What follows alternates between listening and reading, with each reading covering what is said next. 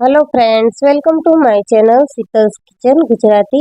आज આપણે બનાવવાના છીએ હેલ્ધી બ્રેકફાસ્ટ અથવા તો બાળકોના લંચ બોક્સ માટેની રેસીપી। તો મિત્રો, રેસીપી વિડિયો એન્ડ સુધી જરૂરથી જોજો અને જો ચેનલ પર નવા આવ્યા હોય તો ચેનલને સબસ્ક્રાઇબ જરૂરથી કરજો।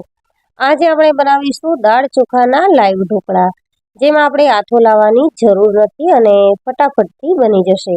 તો અહીં અમે ઢોકળા બનાવવા માટે 1 વાટકી જેટલા ખીચડિયા ચોખા લઈ લીધા છે અને સાથે જ અડધો કપ ચણાની દાળ, અડધો કપ અડદની દાળ અને અડધો કપ તુવેરની દાળ, ત્રણેય દાળ થઈ અને દાળનું માપ પણ 1 વાટકી છે। ઢોકળા બનાવવા માટે આપણે જેટલા ચોખા લઈએ તેટલા જ પ્રમાણમાં દાળ લેવાની છે। તો અહીં અમે ત્રણેય દાળ ભેગી કરી અને 1 વાટકી જેટલી કરી લીધી છે।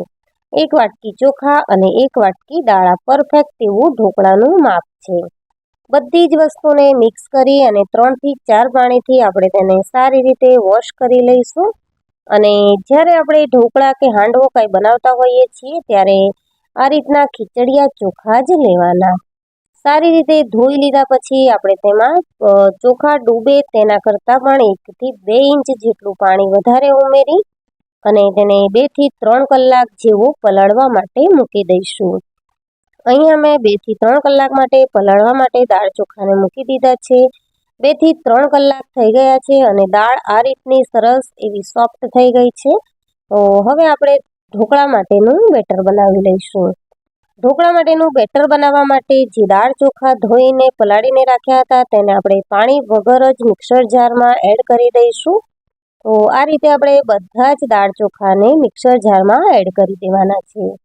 તમારે જો વધારે ક્વોન્ટિટીમાં બનાવવા હોય તો તમે 2 બેચમાં મિક્સર જારમાં દાળ ચોખાને પીસી શકો છો। અહીં અમે બધા જ દાળ ચોખા એક જ વખતમાં એડ કરી દીધા છે। 7 થી 8 લીલા મરચાં લીધા છે, 2 ઇંચ જેટલો આદુનો ટુકડો લીધો છે। તીખાશ તમે તમારા હિસાબે વધારે ઓછી કરી શકો છો। 1.5 ચમચી જેટલું અહીં અમે મીઠું ઉમેર્યું છે અથવા તો સ્વાદ પ્રમાણે। અડધી ચમચી હળદર પાવડર ઉમેરીશું અને ઢોકળાને ખાટા બનાવવા માટે અહીંયા આપણે ખાટું દહીં ઉમેરવાનું છે। તો અહીં અમે ખાટું દહીં 4 ચમચી જેટલું ઉમેરી લીધું છે।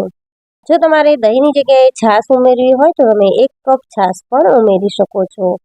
સ્મૂથ એવું આ રીતનું બેટર આપણે પીસીને રેડી કરવાનું છે। તો તમે જોઈ શકો છો કે બેટર એકદમ ફ્લફી સોફ્ટ એવું બનીને રેડી થઈ ગયું છે। હવે હું અડધું બેટર એક વાસણમાં લઈ લઈશ અને અડધા બેટરના ઢોકળા આપણે પછી બનાવીશું। તો અહીંયા અત્યારે મારે જેટલું બેટર યુઝ કરવાનું છે તેટલું મેં એક બાઉલમાં લઈ લીધું છે અને તેમાં આપણે 2 ચમચી જેટલું તેલ ઉમેરી દઈશું।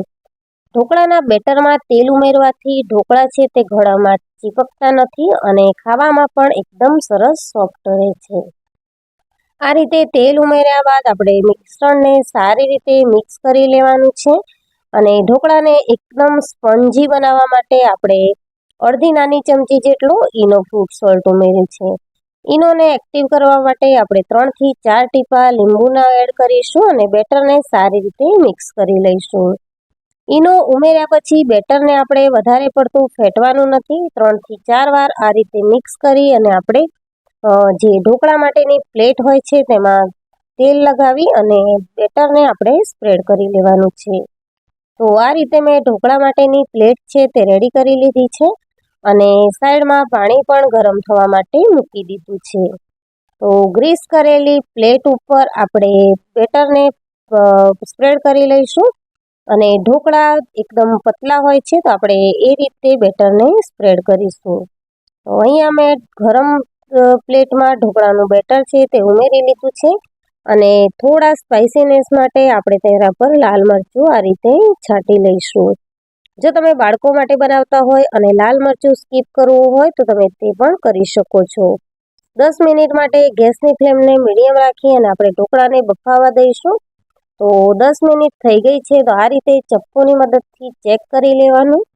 જો ચપ્પુ એકદમ કોરું નીકળે તો ઢોકળા આપણા સરસ એવા બફાઈ ગયા છે। બફાઈ ગયેલા ઢોકળાને આપણે 10 થી 15 મિનિટ જેવું ઠંડુ થવા દઈશું અને ત્યારબાદ તેમાં પીસ કરી લઈશું।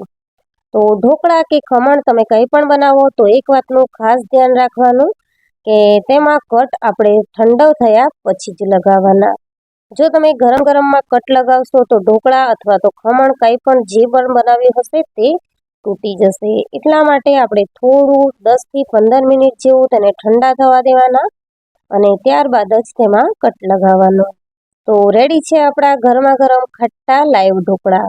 તો મિત્રો, આ ખટ્ટા લાઈવ ઢોકળાની રેસીપી તમને કેવી લાગી તે મને કમેન્ટ સેક્શનમાં જરૂરથી જણાવજો. અને જો રેસીપી વિડીયો ગમ્યો હોય તો વિડીયોને લાઈક કરજો, તમારા ફ્રેન્ડ્સ અને ફેમિલીમાં વધારેમાં વધારે શેર કરજો અને ચેનલને સબસ્ક્રાઈબ કરવાનું ન ભૂલશો. આ ખટ્ટા લાઈવ ઢોકળા છે તે તમે સવારના બ્રેકફાસ્ટમાં પણ લઈ શકો છો અને બાળકોના લંચ બોક્સમાં પણ આપી શકો છો. આ ઢોકળાની ખાસિયત એ છે કે બાળકો હોય કે નાના કે મોટા બધાને ખૂબ જ ભાવતા હોય છે.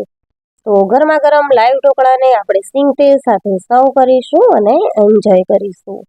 Thank you for watching. Thank you.